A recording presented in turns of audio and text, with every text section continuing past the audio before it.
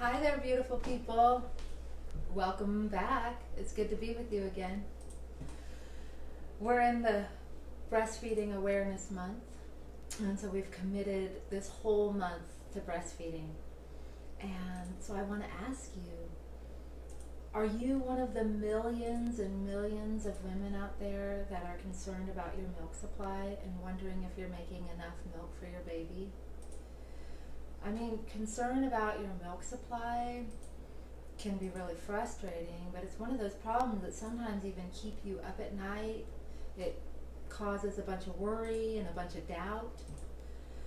I mean, and if you really do have a low supply, in some cases it can be devastating, right? And so here we are, we're trying to determine if we have this low supply, and there is this maybe a myth that our milk supply is this solid, stable thing, this amount. You should always have this amount, right? But in actuality, the reality of breastfeeding and our milk supply, it ebbs and flows. And there are times when we have peak amounts of supply, and then there's times when our supply naturally dips. And that's a normal part of the process. So today, this video on this whole Apothecary Wisdom is dedicated to exploring 11 reasons for low milk supply. Because you might have a concern about your milk supply, and it might be a normal part of the process. Or you might have a low milk supply, and you might be having an issue that needs to be addressed right away so that you can continue to breastfeed your baby. So watch this video to find out. Okay? So this is a live video, and I encourage you to share your comments and to push, likes and hearts and stars and all the sweet little things. I'm going to keep going with the video, and then at the end, afterwards, I can comment. And if this is our first time meeting, welcome and hello. My name is Maria Chaudhry. I'm a mother and a midwife and an herbalist. And as a mother, I too struggled with breastfeeding and had so many challenges. And ultimately, I ended up successfully breastfeeding my baby until he was 3 years old. And as a midwife, I've had the privilege and the honor to attend hundreds of home births safely at home here in Northwest Arkansas. And as an herbalist, I created an herb company as a direct extension of my midwifery practice to make nourishing herbal remedies for women and children. And our breastfeeding herbal products have supported more than 30,000 women all over the world continue to breastfeed their babies. And I'm super proud about that. So go ahead, if you're watching this video live on Facebook, woohoo, and on Instagram, yay, I'm glad you're here. But if you're watching this video later on YouTube, go ahead and push like and subscribe to our channel and ring the notification bell, especially if you like videos all about birth and breastfeeding and women's health and empowerment from a midwifery and herbal perspective. All right. One other thing is its open invitation is to join us live on Thursday every week at noon, 12 Central Time, and also to know that we upload our new content on YouTube and on SoundCloud every Friday. Okay, so for sure, now we're going to get into it. Because, ultimately you are the one that's responsible for feeding your baby. And if you're wondering if you have a low supply, you're wondering if you can do it and if you can pull it off. And the answer is, of course you can feed your baby and you can pull it off, and of course you can do it. Yes, you can. So let's just take that thought. If you can do it, let's move that thought and let's get you set up to how you can be successful, okay? Because I really, though, since we're ultimately responsible and we're independent, capable women, we sometimes interpret that as we have to figure it out on our own. And so that's not what I'm suggesting. You are responsible for your own decisions, and at the same time, I don't want you to be alone. And so I'm here making this video to support you, but I'm here on the internet. And you're there wherever you are, right? And so I encourage you to reach out to your local lactation consultants and the Leche League leaders, because those people are amazing people in your community, and they're fully committed to supporting you and helping you nurse your baby. Okay, so let's get into the 11 reasons why you could be having a low milk supply. At the same time, this whole video is only focused on why you have a low milk supply, and the next video is going to be how to increase your supply. A low milk supply is a multifactorial issue, and there's not a one-size-fits-all answer, so you have to find where you fit in here. But I'm going to break this list into two categories. One is a temporary problem that you're having, that's a normal part of breastfeeding, that you think you're having a problem, but you're not really having, you don't really have to do anything about it. So those are temporary, or those are called perceived problems. And then you have these other problems that are actual real problems that you have to do something about if you're going to be successful breastfeeding. So we'll talk about the temporary and the perceived problems, and there's 3 of them. And so the first one is supply regulation. And what I mean by that is when you first push your baby out, and then you have your colostrum, and then your milk comes in, right? Your milk comes in full force. You have an overabundance of milk. You are full and engorged and ample, right? And so then you've had your baby, it's been about 12 weeks now, 3 months into it, you've spent a lot of time skin to skin, you've been nursing your baby, you're getting really acquainted, intimately connected with your baby. And so then your body starts to understand, like, oh, when I harmonize with my baby, I don't need to work so hard making all this extra milk. I'm just going to make the amount that we need. And so then it's easier on my body, and I'm fulfilling the baby's needs. So what happens after about 12 weeks is your supply actually regulates. So instead of having an overabundance, you have a sufficient, enough, you have the right amount, right? An exclusively breastfeeding mom might not notice this as dramatically as an exclusively pumping mom, or a pumping mom in general. A pumping mom would pump, and she'll see, like, whoo, I'm pumping out 4-6 ounces of milk every time. Bam! Right? And now, 3 months in, now I'm pumping out 2 or 3 ounces of milk. What happened? I'm having a problem. When really, you might really just be having a normalization and a harmonization of your milk supply. So that's number 1. Number 2 is the return of your menstruation. So when your cycle comes back, your hormones are fluctuating, right? They're all over the place, and your hormones are intimately tied to your breast milk supply. So when your cycle comes back, you're going to have a dip in your supply, and it's a temporary dip. And then when your period, after you finish bleeding, your milk supply will return.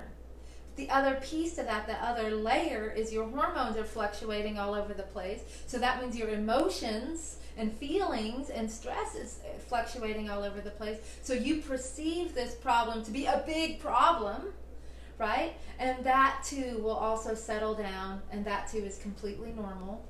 And in a few days, you'll be feeling better, and your supply will return.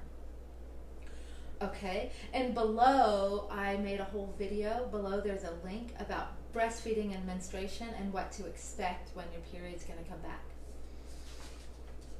And now the third problem, that's a temporary problem that you don't have to do anything about, is a growth spurt. And this happens when your baby starts to grow.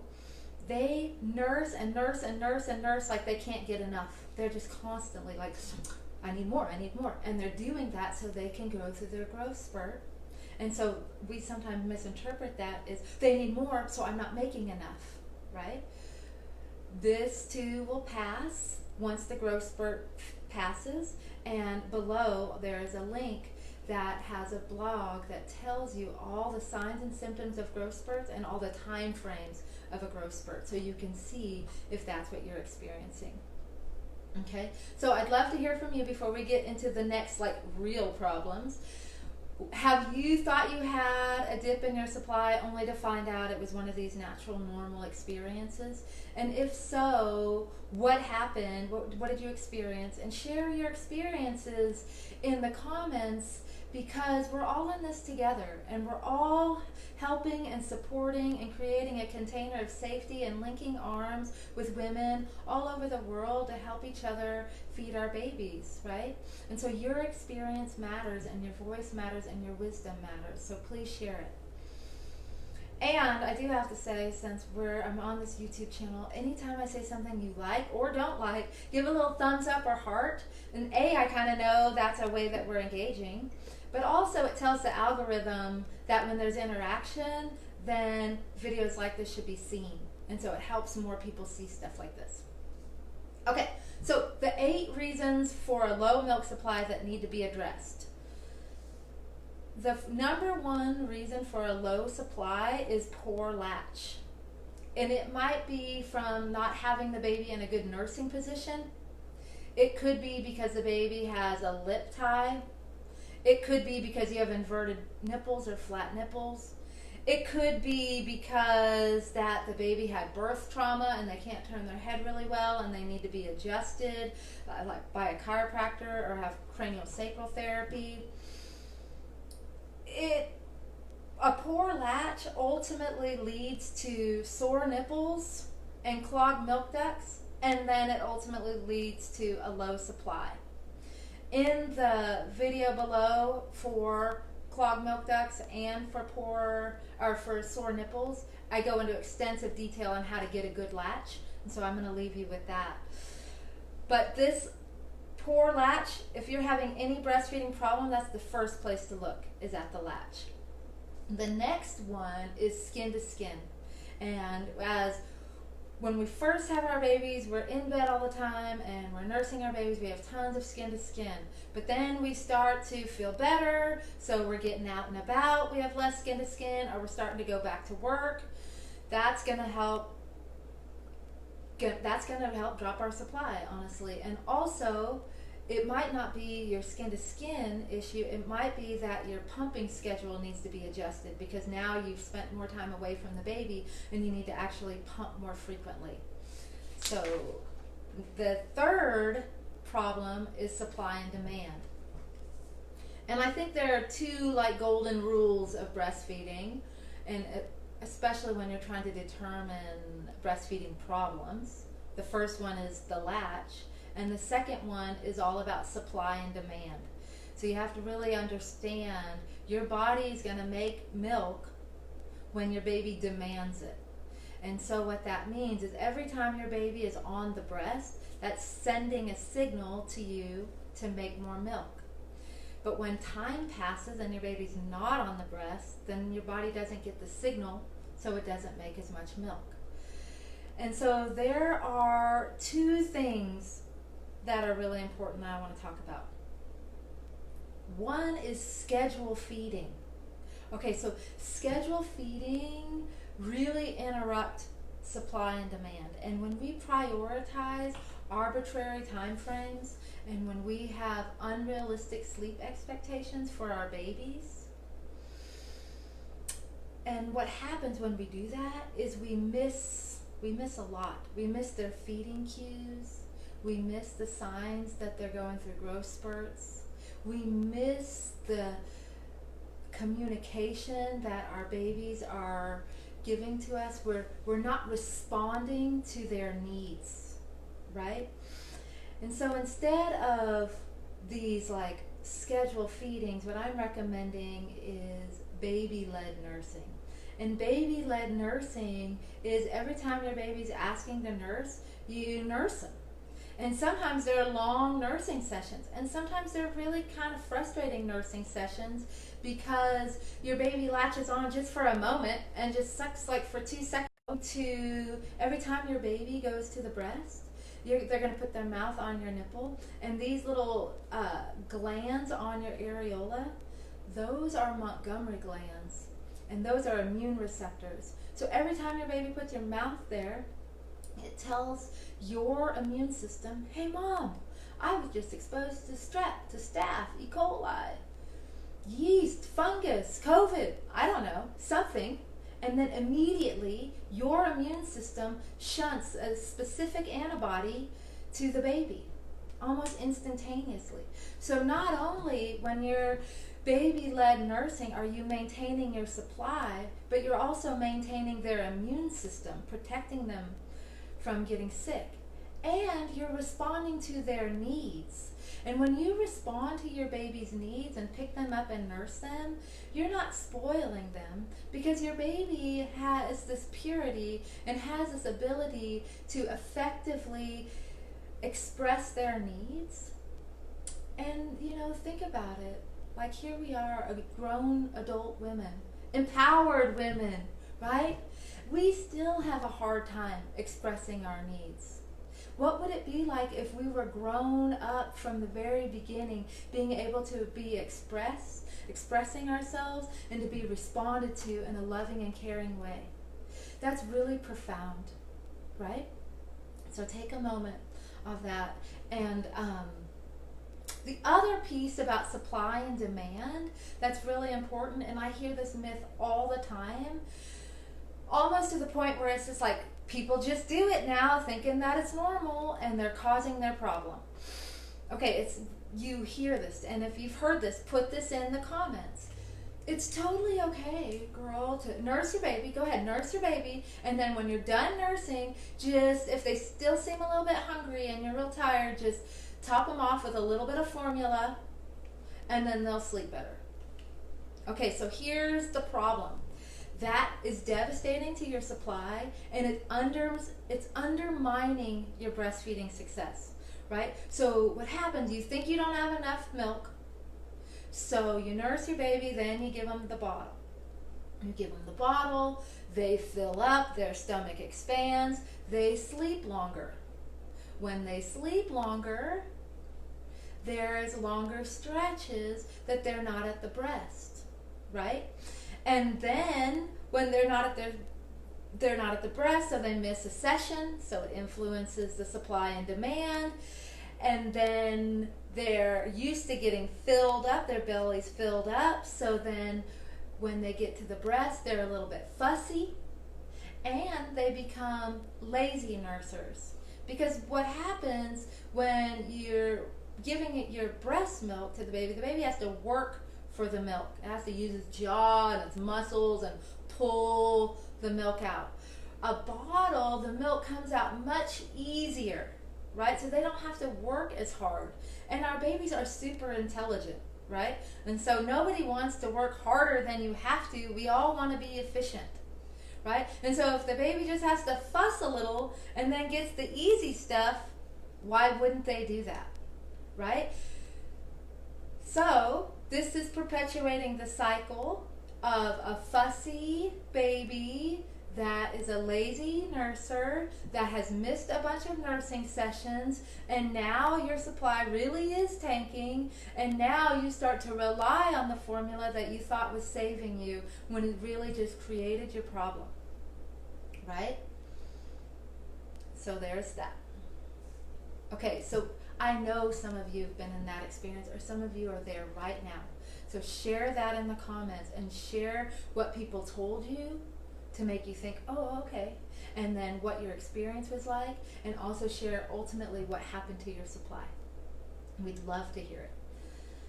Okay, number 4 is lack of support. Lack of support leads to stress, leads to postpartum depression, it leads to fewer nursing sessions, it leads to supply and demand issues, which ultimately leads to low supply, right? There is a vast difference between the quality of support. There are people that love you and they are kind and they're being nice, but they do not understand what it takes to be successfully, to breastfeed successfully, and so some of their input and ideas are not really going to serve you effectively. Actually, they're going to damage you. and even though they're coming from a good place. And then there's actual real effective breastfeeding support. And you're going to have to use your wisdom to figure out which is which. If you have family members telling you, hey, I don't think you have enough breast milk supply, I don't think you're making enough milk. If your family members are telling you that, you can look at them, and then what I really want you to do is look at your baby. Your baby is the only determinant if you're having enough milk supply. If your baby is relatively content, yes, they're going to cry a bunch, but if they're pretty peaceful some of the time, if your baby is growing according to their normal range, if your baby's getting enough wet diapers and enough poopy diapers, then you have enough milk. Even if you can't pump out a drop of milk, you are making enough milk to nurse your baby. Okay? So just look at your baby. And if you want to know the story of my saga of breastfeeding and why I felt like I didn't have enough milk and couldn't make enough milk, there is a link below on how I felt like such a failure at breastfeeding and how it was one of the best things that ever happened to me. I mean, really, that's why I'm standing here today, right? Okay, so number 5 is the lack of nourishment and the lack of hydration. New moms notoriously go long stretches of time without eating and drinking enough. See, your body is really wise. Your body is telling us that we cannot give something that we ourselves don't have. So if we are wanting to feed our baby liquid nourishment, then we need to have enough liquid nourishment. And we need to focus especially on hydration. My video about how to increase your supply is going to really go into how to increase your supply, but I'm just going to tell you right now. Drink a gallon of water and continue to drink your breastfeeding tea and your pregnancy tea that you were drinking throughout your pregnancy, because those are high in vitamins and minerals, and they have active qualities in the herbs to help produce your milk, and they count as hydration. So keep on that. And below there is a breastfeeding nutrition blog, breastfeeding snacks, and in the next video there is a lactation smoothie recipe for you. All right, number 6 is stress. The implications and the damage of chronic stress in our life can no longer be ignored, right? Stress changes our hormonal patterns that are intricately entwined with our milk supply, and it drops our milk supply. Self-care at this point in time in our lives is non-negotiable. Taking deep breaths, nourishing ourselves, stretching with gentle yoga or qigong, or practicing guided meditations are wonderful ways to help relax you. Also, herbs like Solid and Serene are blended with nervine herbs that help relax you. They help you enter into a parasympathetic state. When you are in a parasympathetic state, all of your body systems work better. You will be able to improve and increase your milk supply. You'll be able to improve your milk letdown.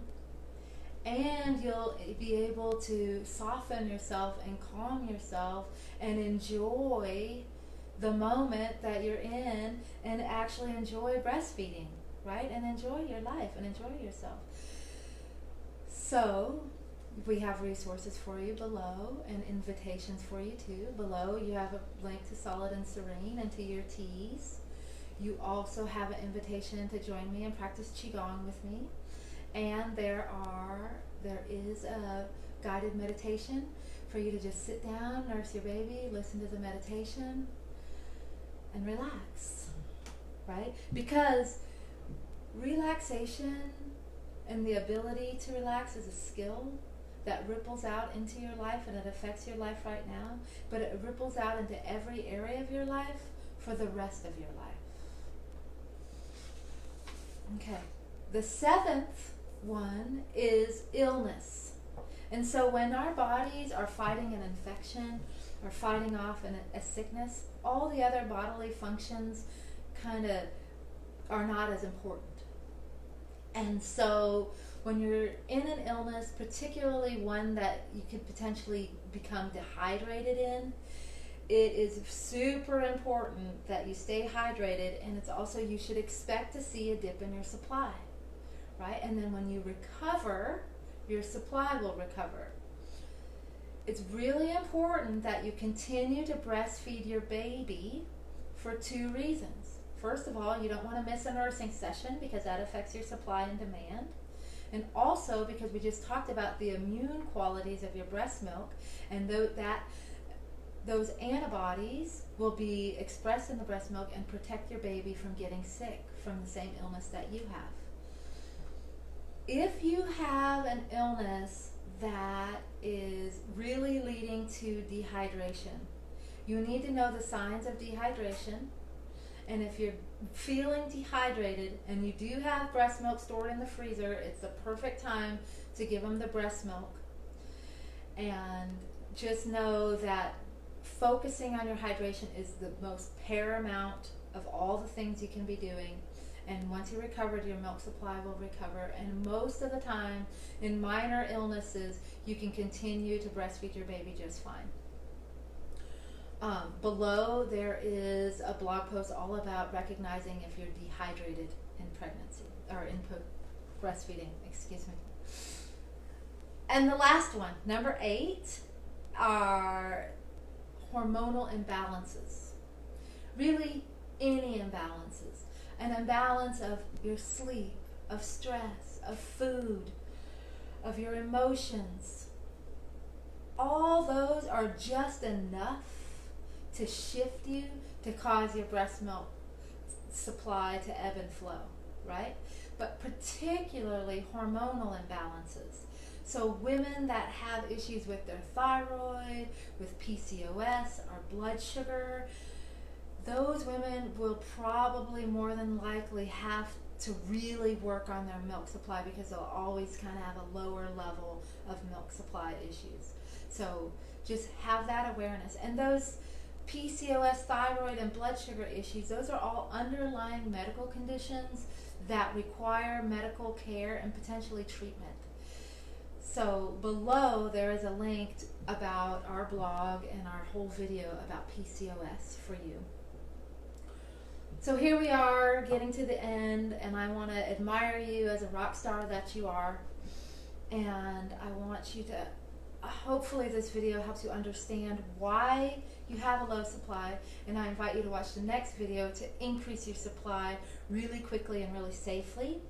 And I'd love to hear from you, putting in the comments all your stories about your low supply and what you had to do to bring it back. And let us know how we can support you. And also, if you got anything out of it that you appreciated, share this video with your friends.